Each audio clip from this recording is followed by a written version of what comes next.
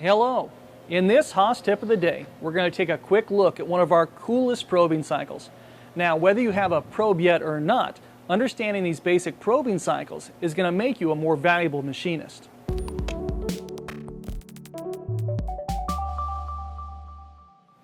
Right now we're going to show you how to quickly pick up a work offset and an angle all in one shot with one push of the cycle start button.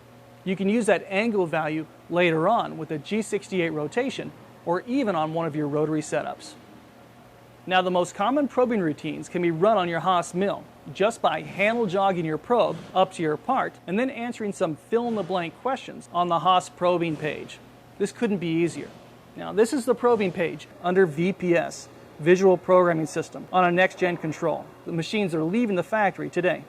To get to the VPS page, we're going to press the Edit key. Now, on this page, we have a long list of probing cycles we can use. Now, here's a cycle that we're going to run, angle, corner, measure. All we've got to do now is fill in the blanks. First thing it's asking us for is our work offset. It defaulted to 54, and we're actually going to leave it right there because we're going to write to work offset G54. Next item down the list, it's asking for an X value. What it means by X value is the distance between probe points along the X-axis. What's going to happen here is we're going to handle jog our probe above the corner that we'd like to set our work offset to. Then when we hit cycle start, when we're all done, the probe is going to move 20 millimeters in the X, take a hit point, then it's going to move some other distance. How far is the machine going to go between the first and the second hit points along this X-axis? That's what we're filling in here. This is a 6-inch part. I'm going to go ahead and enter 4 inches. Question 3, same thing for the Y-axis. We're going to handle jog in front of the corner of the part. When it comes time to probe, the control is going to move the probe up 20 millimeters before it takes that first probe hit. Now, how far we want it to go for that second hit? I'm going to enter 1.7 inches. Last question, we're almost done here. This is pretty easy.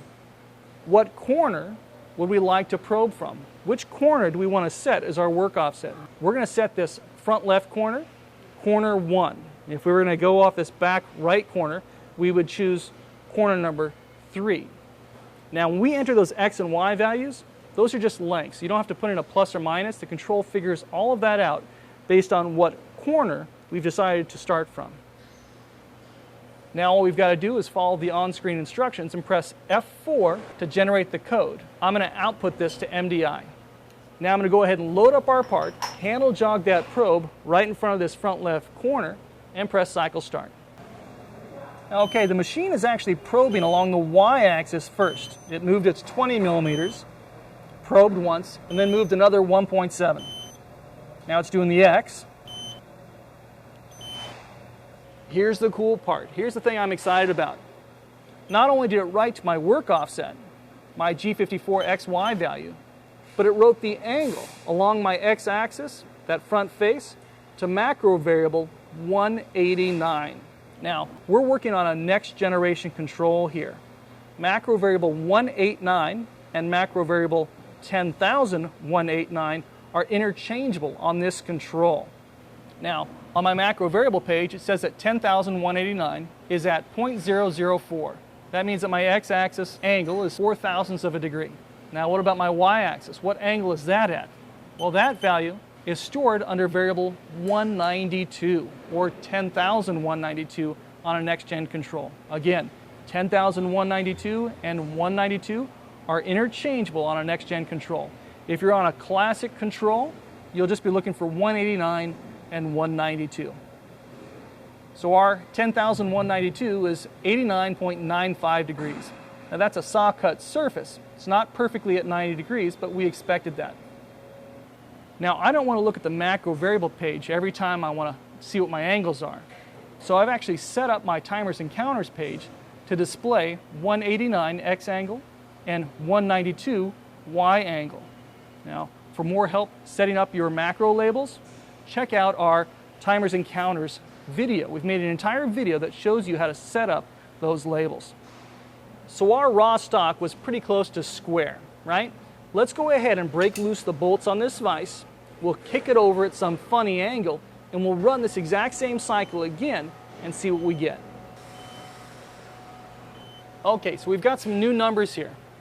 Looks like pound 189, my x-axis angle, is now at 3.394 degrees, while my y-axis angle is at 93.359.